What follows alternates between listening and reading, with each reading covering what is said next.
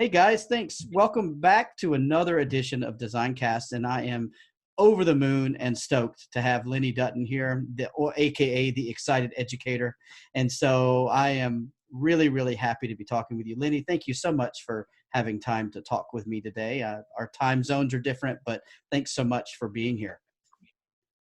Awesome. I'm delighted to be here and listening to a few of the podcasts. I'm really enjoying them, sitting on my balcony in the sun listening. So I'm excited to be part of it. I'm jealous with the balcony and sun stuff, but that's that's awesome. So on the off chance that any of the listeners don't know who you are, which is highly unlikely, but if they don't know who you are, could you tell us a little bit about who you are and kind of the journey that you took to get here? So I'm Lenny Dutton, and currently I'm ATL coordinator and personal project coordinator and NYP design teacher and subject review lead at the International School of Stuttgart. I actually graduated in 2008 from a degree which is like visual culture, so kind of museum history, social history through objects, so it's more the academic side of design. When I graduated 2008, height of the recession, kind of freaking out about jobs, I was like, I'll go be a teacher because that's kind of a reliable job, which obviously now we know during COVID-19 it is a reliable job, but I didn't even know if I was going to like it at first. And obviously as soon as I started teaching, I fell in love with it. Because my background was kind of volunteering in museums and museum archives and that kind of history of design, I thought I was going to go the archive route, but I ended up becoming a school librarian. So that's how I started off. And I worked in some just state schools in London. And then I had the opportunity to work at a brand new IB school in central London as a founding teacher. And because it was a small school, we only had 36 students on opening day, I took on the role of librarian, but also design teacher. And I was super fell in love with it. It does everything that I love about education, especially about design thinking and inquiry and being linked to real world problems, everything that I lacked in my own education. So I fell in love with that. I worked there for a couple of years, and then I moved to Atlanta International School, where I know you have worked, doing mostly work as a tech coach. I also taught some classes of robotics, or I'd cover maternity for robotics or computer science or design. And now I'm in Stuttgart. I'm going to be the NYP coordinator from August as well. Well, congratulations. That's awesome. NYP coordinator. That's a whole new world of hurt that you're in for on that one. But that's awesome. It's a great challenge. And I've done that a couple times. And oh, do you really have a visit coming up? Study in August. So. Oh boy. Well, that'll be definitely a trial by fire, but you know your stuff. So I know that you are definitely going to be awesome at that. And I didn't know that you had the library background. That really makes a really interesting journey to get to where you are. And I think it helps me understand your materials that you send out to folks a lot more, because they're really highly curated. And so I know everyone appreciates the materials that you're sending out. Definitely the links of ATLs as well, right? So when I was working, firstly, I worked in a small primary school in London, and I was mostly just sorting out their books, helping them use some computer software that they'd tested. They'd read a book and do a test on it. Then when I worked in a second school, it was a school in Brixton. It's an area with a high rate of gang crime. It's one of the areas the most gang crime in Western Europe. Wonderful kids. Like, I love them. Like, I still speak to loads of the kids from there now, but we had a lot of I think it was like 2/3 special educational needs. So I would work in the library often with the kids who were in internal exclusion, so they weren't getting kicked out of the school, but they were in a small class of like 6 kids a day. So I worked closely with them, and then I would invite teachers down, but it wasn't part of the national curriculum, so I had to kind of like show them, this is what I can do. I can do a whole lesson about what does book cover say about a book. I can do a whole lesson about internet research. And so I had to really be kind of creative to lure them down there. And again, most of it was kind of ATL focused because it was skill based. So I think that gave me a good understanding of ATL. So I think that definitely helped me. And I never forget where I came from. I love my school librarians. Yeah, actually, in saying this, it makes me think about how often as design teachers, we have to kind of do the same thing. We have to sell the program and raise the profile. And as I'm hearing you describe that, I think, oh my gosh, I've had to do that with my own design program before. And so at your current school, is that something you struggle with, or is it pretty high profile, or what's the image of it in your school? I think it's good now. When I joined, I think I was offered the job because I get in this rolling slide deck that I have like 100 ideas for design units, all linked to play and global issues. And they're like, oh, okay. And I kind of talked to them about my idea of design being more design thinking based. And when I went in there, their curriculum was things like crazy keys, and they were making like a wooden key rack, right? Or it was very kind of traditional design where kids would follow a recipe or make the exact same thing and then paint it slightly differently. Two of the design teachers had left, gone to other schools, so I was able to come in and write the curriculum. And my team, they all wear other hats. I think it's the school that's their first place working in NYP design. So I think one is mostly tech integration, started off as a PYP coordinator, another started off as a language teacher, another does PE and had done worked in IT. So they were super, super keen to make these changes. So I was thrilled. So now we have a really, really awesome curriculum. The kids love design. I definitely, at the beginning of the year, I would have my first join 2 years ago, I'd have people saying, hey, I want to do an infographic, so it must be a design IDU. I was like, no, that's not really solving any problem. I mean, it could be a design IDU, but you're allowed to do an infographic in your class. You don't have to stick to essays and presentations. You can do these things. You can make a podcast in your class. You don't have to link it to design. So I think I'm kind of fighting those two fights is kind of getting them to understand how to use technology and tech integration, which isn't part of my job in the school, but trying to showcase that, and also getting them to understand design. I have had people say things to me like, kids love your class. Is it because it's easy? I'm like, no, I'm having 11-year-olds learn HTML and CSS and JavaScript and Python and make like complex games. I don't think so. But you're always going to have that. But mostly like the parents love it, the kids love it. We've definitely we've got the UN global goals on the wall, and every project we do is pretty much linked to those. When teachers come in, they kind of are understanding more what design is about. So I think that's definitely it's definitely raised the status in the school.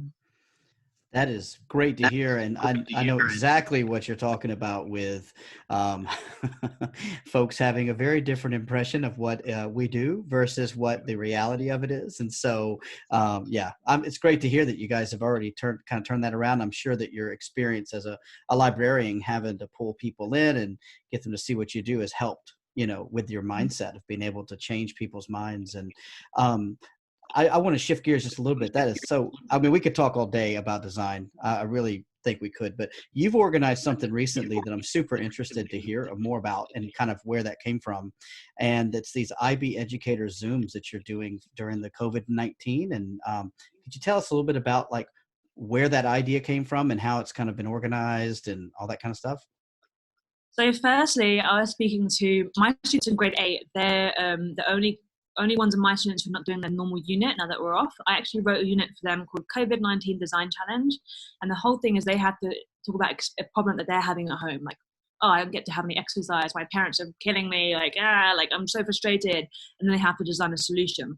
And they can also look at, older people who are at home alone or anything like that. And they're designing some really cool stuff. Everything from like drawing challenges through to websites, which give you like exercise for children.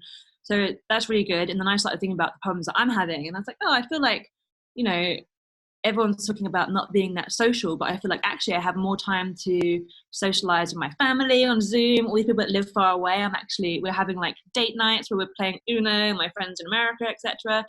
And so I started thinking, okay, one of the things I do miss about being at school, and particularly Atlanta International, is I really miss that kind of collaboration piece and working with other teachers. And as much as I was enjoying the online school, I was missing that element. So I decided, okay, I'm going to just host 3 Zooms in a week and see who comes and just talk about what we're doing in schools. So I hosted 3 just very general ones. And, on Zoom, having a free account, you only have 40 minutes. All 3 of them were super, super popular. People had so many interesting questions. People were like, we should do this always. We should do this after COVID-19. So I thought, okay, let's make this regular. But I didn't want it to be like me hosting it every week. Like I'm just another teacher like other people. I'm not the IB Answers, right? So I wanted to get other teachers to also sign up to host. So I just put a website together, got a Google form where people could sign up. I think we've now had over 50 people signing up.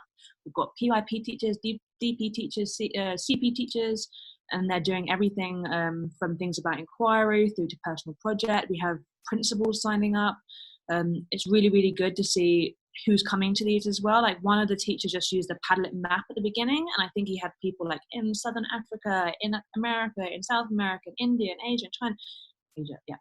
And so it's been really, really nice. There is sometimes when you go onto these Zooms, and it is like, I am starting to do mine now where they're very specific focus, and I start off the beginning as kind of like a PD or me sharing stuff and then discussion.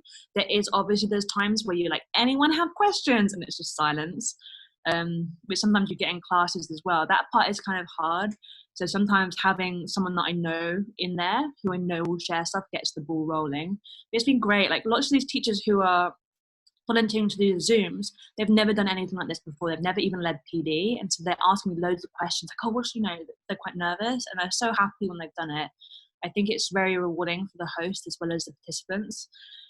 What I'm doing now as well is I'm trying to get most people to record them, and then we're putting them on the website so that people can go back and look at these. So at the moment, the website is organized like by month, and already you see just on April and it's full. I'm sure by June I'll have to start organizing them by PYP, MYP, DP, CP, and then within that specific subjects, and then people can go back and find stuff. So that's been super rewarding. It's also super like time consuming because I think, people panic and they want to email me like, oh, I can't remember the password. Oh, can you change this on the website? And I think people think that I'm on 24 hours a day. I'm not. Like my phone is never not silent. It's always on silent, and all my WhatsApp groups are muted, so I don't get notifications. So I'll go in the morning, and probably every morning it takes me about an hour to get through my WhatsApps and my emails. But I think that will slow down as people get used to it. As schools go back, we won't have as many. And actually, I don't mind doing that. Like we talk about our kids having to do services action or CAS. So this is kind of my equivalent of hopefully sharing back in a way. Absolutely. Yeah. I mean, I know they've been wildly successful.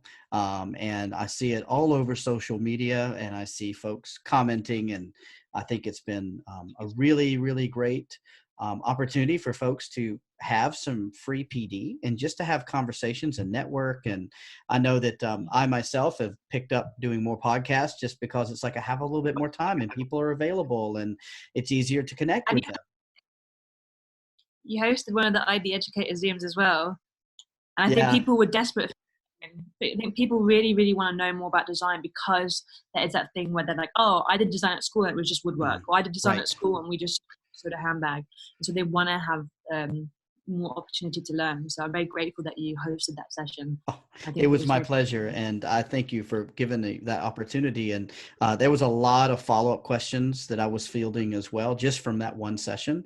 And I popped it up on the YouTube channel, and it's had, 300 or 400 views. So, I mean, it's getting as many views as it would if it were something else. And folks have, I think, really, really enjoyed doing, just to listen, just to be doing, cooking or whatever while it was going on. And so I appreciate you organizing that. I know that people, you're right, it's a lot like CAS. It's like adult CAS, right?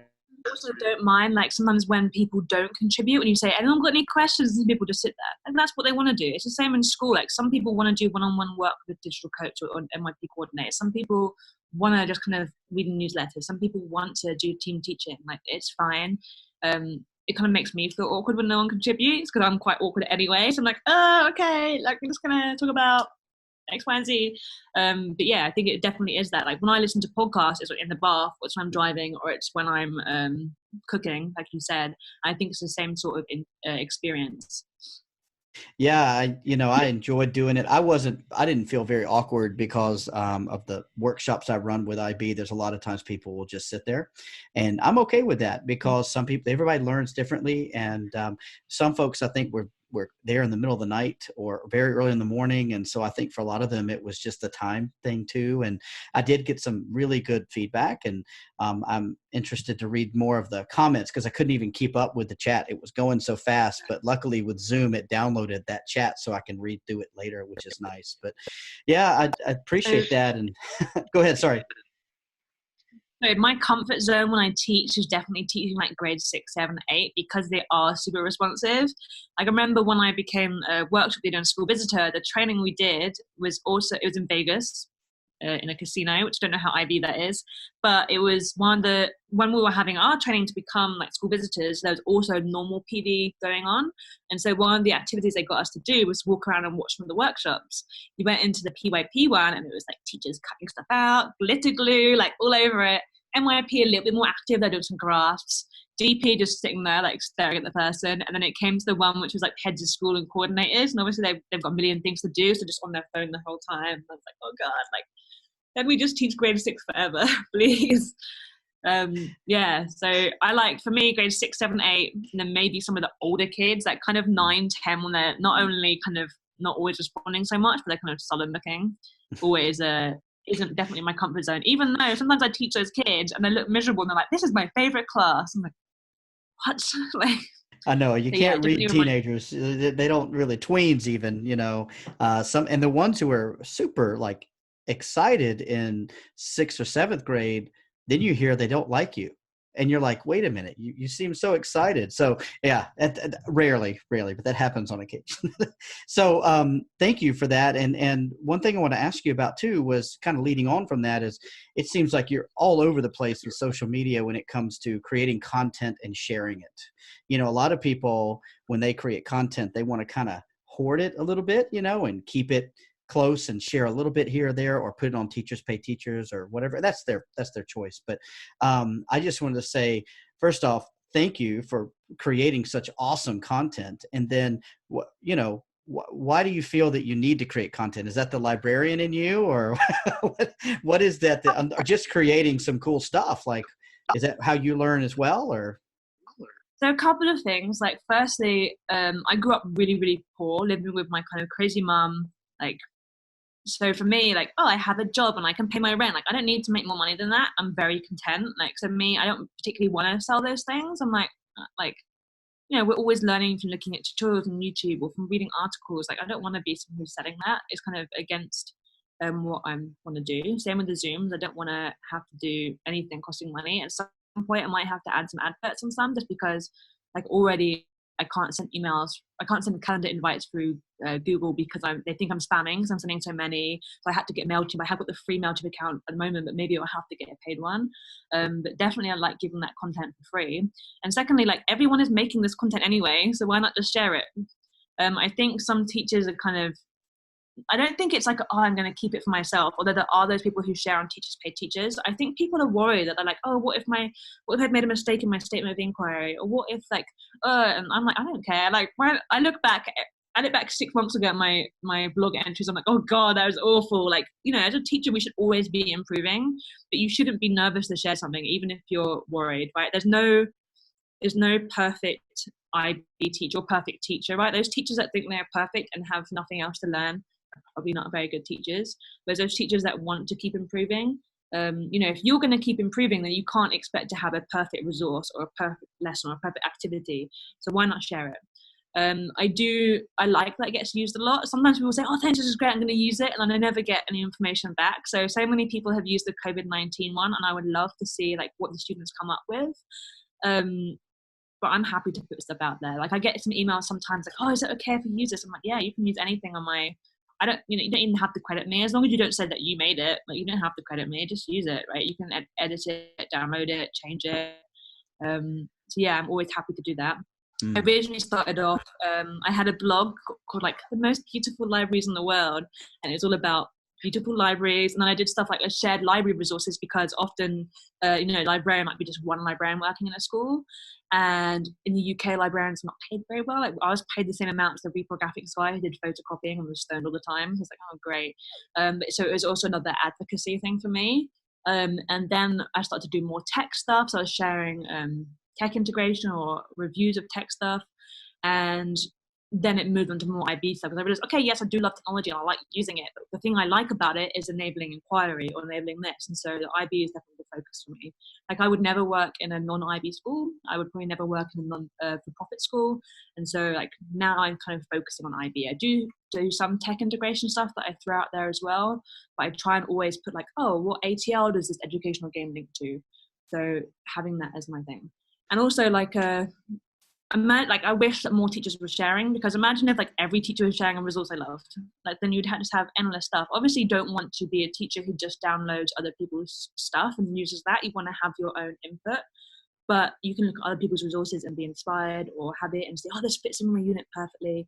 So my plea is that more teachers share resources. I completely agree. Like, I think that many times design teachers are a lot like librarians that you just mentioned, sort of out there on their own. We're lucky when we're in schools where there's multiple design teachers.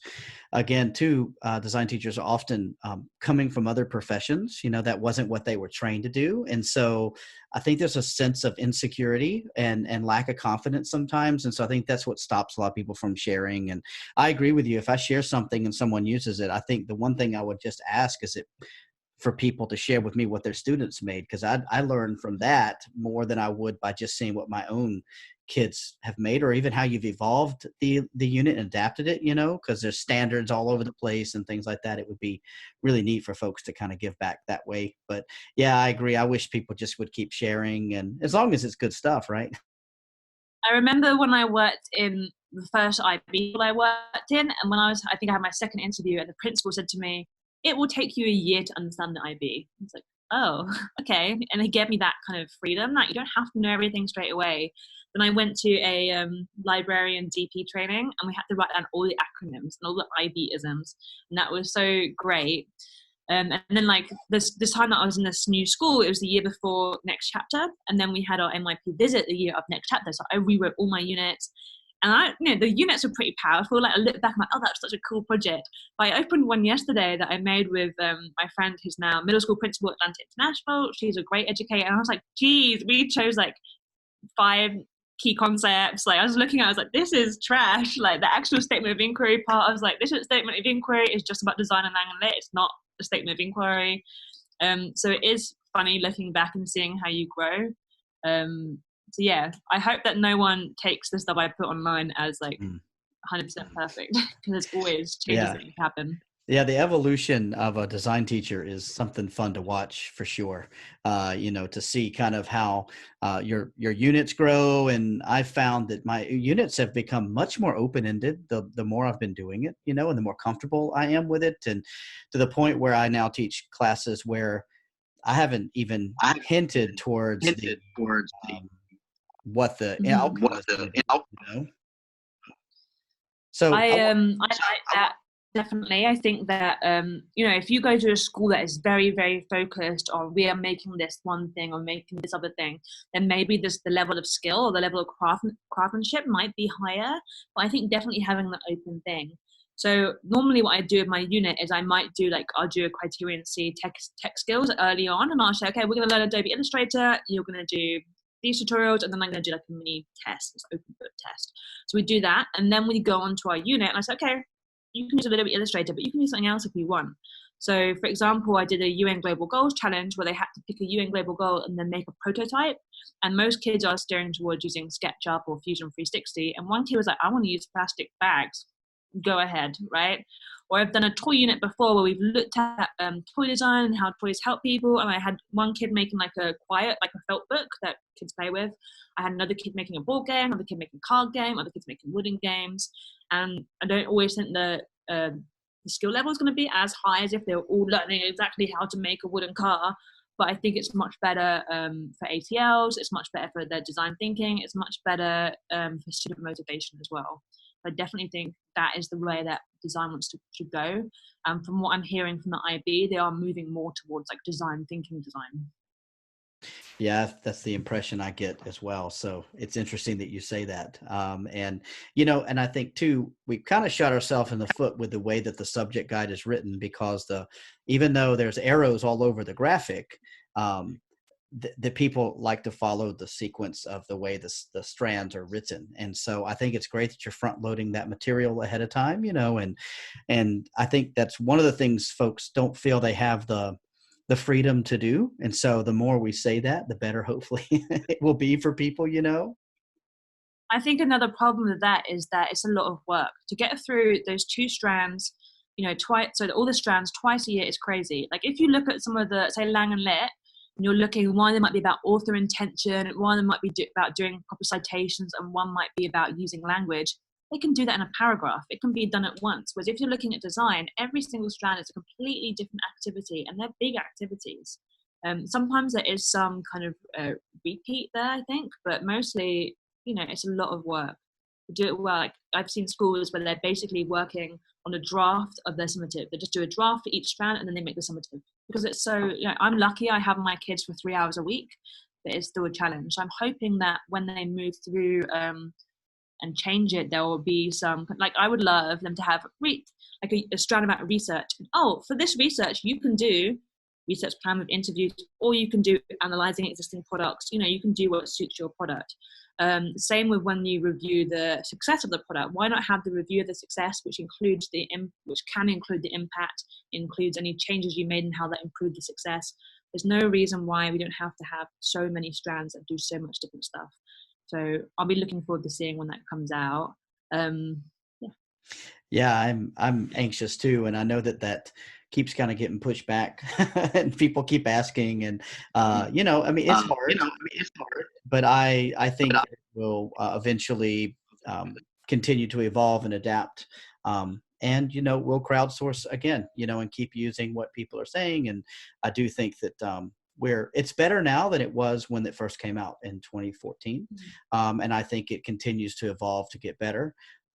But yeah, I appreciate your thoughts on that. That was awesome. But I want to shift gears just a little bit, and I want to ask you, what are you really excited about? You're the excited educator, so I want to see what you're really excited about at the moment. Is it an app? Is it some website you found? Is it a cool robot? What is something you're super, super excited about right now?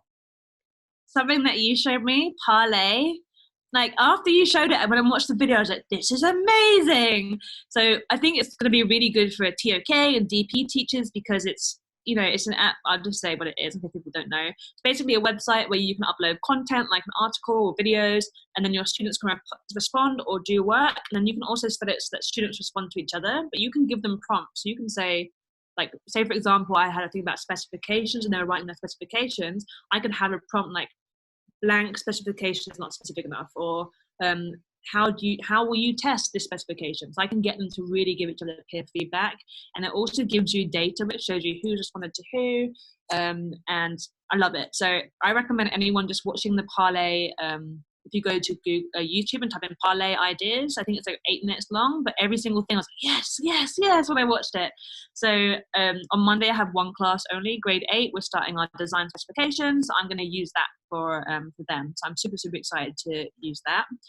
And then as far as other things that are making me excited, I'm always excited when my students get passionate about something, or they get excited. When I got some emails from students today, like, have you seen this video? And they're sending me stuff. That's what makes me excited to see that they're thinking about things we discuss in class, and then it comes up outside of school, or they're watching YouTube and it makes them think. So seeing that helps. Same with seeing students who I've taught before going on to Georgia Tech or going on to do animation. That makes me really, really happy. I'm like, you know how sometimes you have middle school teachers or high school teachers who are like, ugh, kids, like they're kind of bitter, but they love their kids really.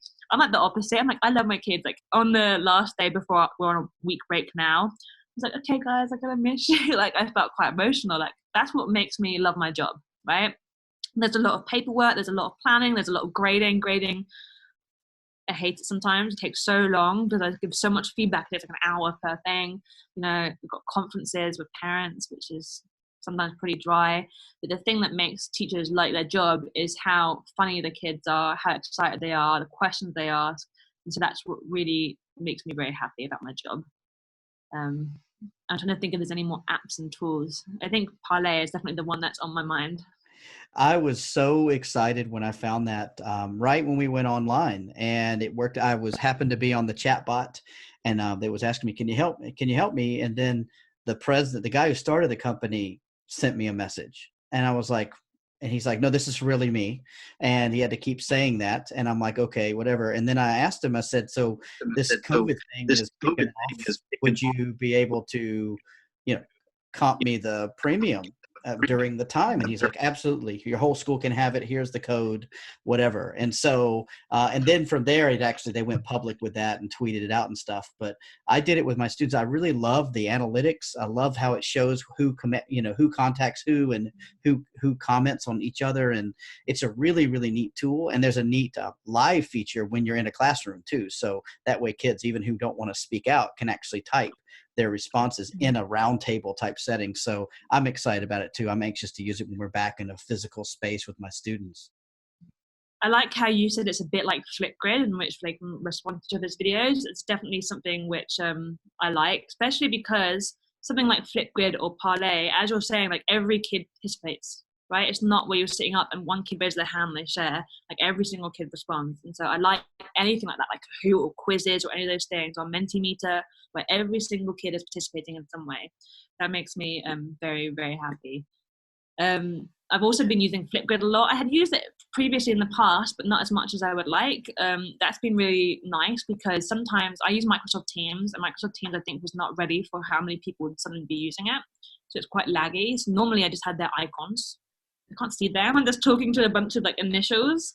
So that is really nice to, and some of the kids will unmute and they'll discuss stuff, but some kids just want to sit there and listen, just like in the Zooms. So Flipgrid, I get to see every kid. They get to share the response. I can see if they've understood.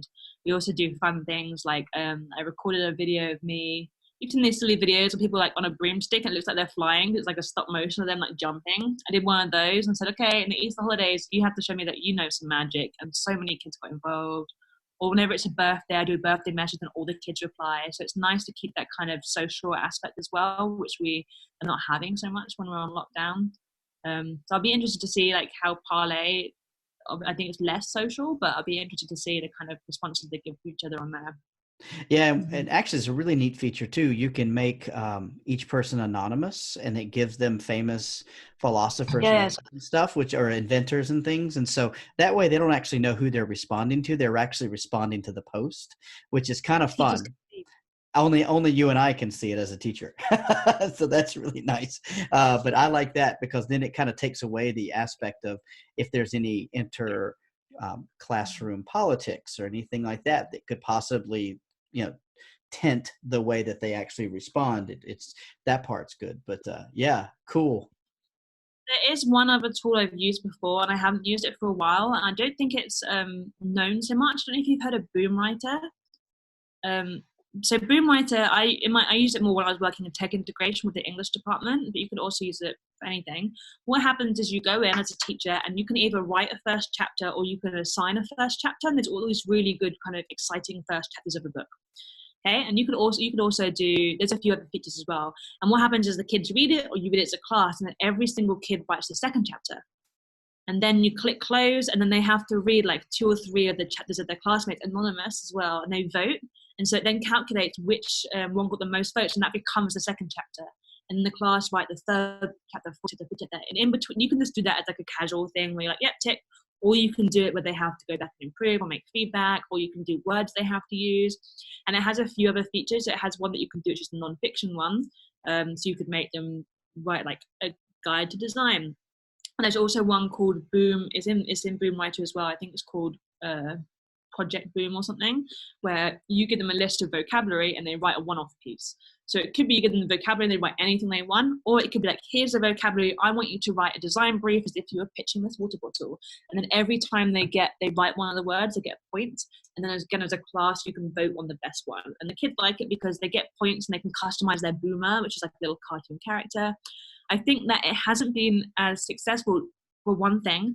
When you sign up to a class, they have to sign in, and only then can you, like when they sign in as individuals, only then can you sign into a class. So say you're like, okay guys, we're gonna get started. You have to be like approving them as they're doing it and then dragging them from your list of all your students into your grade 6A class. And so that bit's a little bit clumsy. If they had like a Google Classroom import, I think that would, it would be used much more. It's really cool. I think as well at the end you can like order the books, but it's not a thing where you have to order like 100 books and then it will cost you low money. I think any book costs $9.99, so you can just send it to a parent. The parent can buy their own copy of the book. So I really like that, and I used to, as tech integration, come to some of these classes to lead this, and the kids would like cheer when I came into the room. So they're really motivated. Again, anything that gives a student an audience, which is more than their teacher, whether it be their classmates, other classes, people outside of school, is something they respond really, really well to. So that works too. That sounds fun. I'll have to check that out. And I like the non-fiction version of that. I think that would be really neat to make a really great exemplar of something, like that would be really cool. So that's awesome. I'll have to definitely check that out. And so Yeah, I know you're very inspirational. I know a lot of people, you're edu famous, I feel like. And so, but where do you go for inspiration? Who do you follow and who do you, go to and find new things from? So anything in the MYP groups on Facebook, on Twitter as well. I follow MYP chat. Um, what else? I'm thinking. I just look sometimes. I just look at hashtag EdTech, or maybe I just look at who's presenting at ISTE or who's presenting at BET. I read Edutopia. There's free tech for teachers. I used to read a lot, which I had not read for ages, and I just forgot about it and saw it the other day. So free tech for teachers is really good. And I just follow a lot of the Project Zero educators, which is Project Zero's Harvard School of Education. So people like Ron Richard, he inspires me a lot, so I follow him and those resources. And then also just keeping in contact with teachers I've worked in the past. Like every school you go to, you're like, oh, this person's amazing. And you're like, one day I'm going to have this dream school where I'm going to work with X, Y, and Z. So keeping in contact with those people, I think is super, super important. Obviously not, those people don't always use Twitter or use Facebook, but like I went to visit my school in London the other day. It was nice to have little chats about education with them. And now more podcasts. So your podcast, another one I listen to is I think it's called Disney in the Classroom. And like, I don't really watch many Disney movies, but I'm a big theme park fan, and I love the kind of stories that they tell at Disney. Like when you're walking in a queue for a ride, there's activities to do in their stories. I love the props and the set display, all that sort of thing. I actually went to I talked my way into going to a master's class at SCAD University, which is all about themed entertainment, so theme park ride design. It's one of the only masters in the world. So I went to that and I was like, this is amazing. I have lots of books about theme park design, which is being heavily linked to user experience. So that also inspires me. I'll just go to a lot of exhibitions as well, which there's less galleries in Stuttgart, but I'm a Londoner. So I go home to London and I go to every single gallery, I just take photographs of every single thing. Every year I go to the Beazley Design Awards and I take lots of photographs and write notes there. Thinking about design awards, I also learned from James Dyson Design Awards and from the Red Dot Design Awards. They're fantastic examples. And then just listening to podcasts. I listen to a lot of true crime podcasts, but also I listen to one which I wasn't going to look at the name. It's one which is like imagining a world if.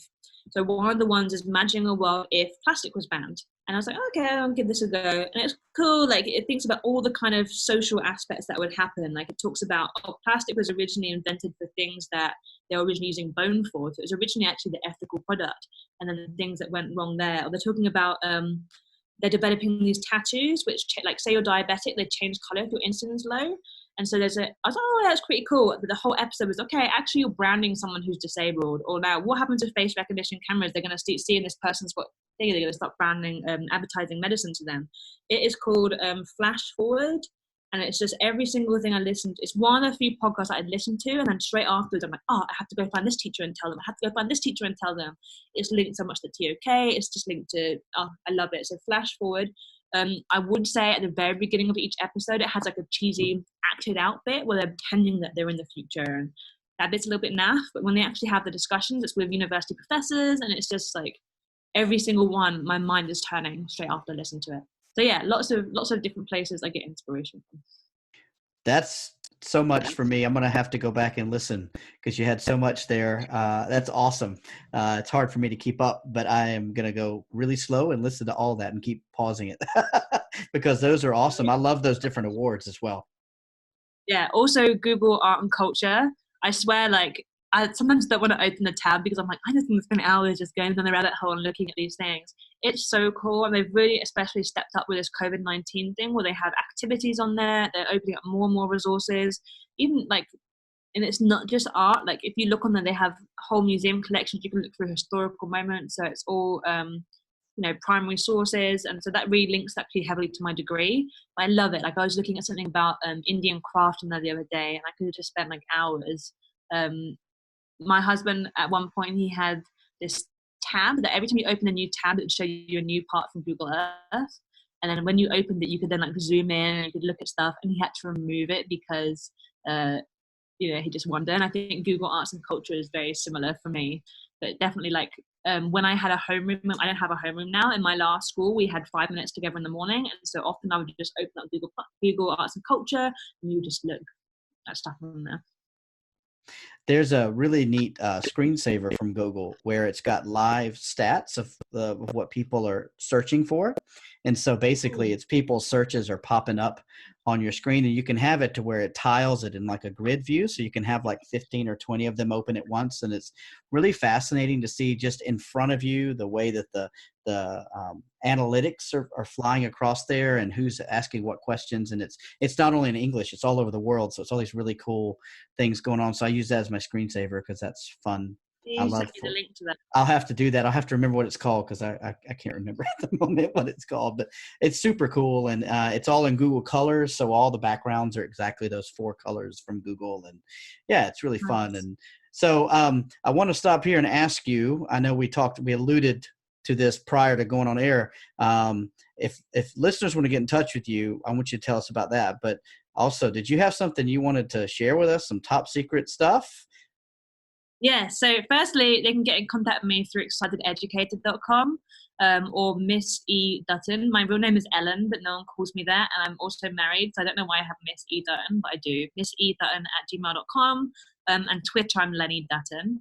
So my exciting news, and I was just got cleared that I can speak about it, is I'm currently writing 2 textbooks for Hodder. So it's part of the MYP by Concept series. So probably you've seen those.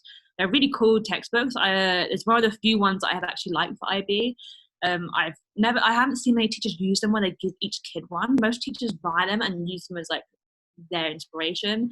So I'm writing one for grade 6, 7, 8 and one for grade 9, 10.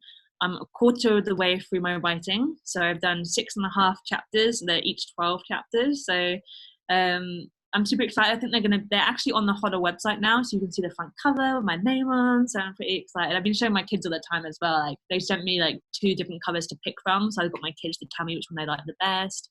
I'm excited. I think some teachers will buy it thinking it's going to tell them like how to make a spice rack. It's not. It's more about global context and world issues. So we have everything from the water crisis in different countries through to one about making toys for refugees, so all different kind of things that link heavily to global issues. I'm currently writing a chapter now about tifos. I don't know if you know what this is. Tifo is it's Italian. It means kind of fan. So it's basically linked to football fanatics. So if you go to some big football games like Atlanta United, people make these massive banners that go across the top of the heads of the fans, or they have these things where when you arrive there's a bit of paper in your seat and it's like a mosaic that people hold at once. They're these things that people make in massive basketball courts. They're spray painted, they're painted, and they usually just are shown once, right? It's only has this one life, and then often they burn them afterwards or they destroy them afterwards. So it's all about the impact that the 12th player, so the fans, have on the audience. It's all about, some of them are very like, they're not always about the team. It could be like a local company or like something local that's happening. It could be a tribute to a fan who's died. It's all different stuff. So I'm doing one about that, and they're going to look at the history of TIFO. And people are very secretive about TIFO. Apparently, the first rule of TIFO is don't talk about TIFO.